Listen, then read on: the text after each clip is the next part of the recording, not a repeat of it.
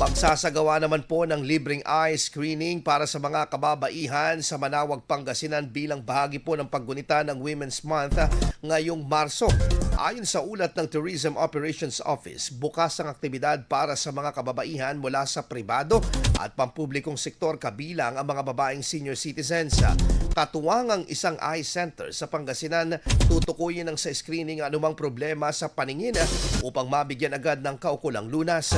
Ang pagdiriwang ng Women's Month ay alinsunod sa Proclamation No. 227 na nagdedeklara sa buwan ng Marso bilang Women's Role in History Month.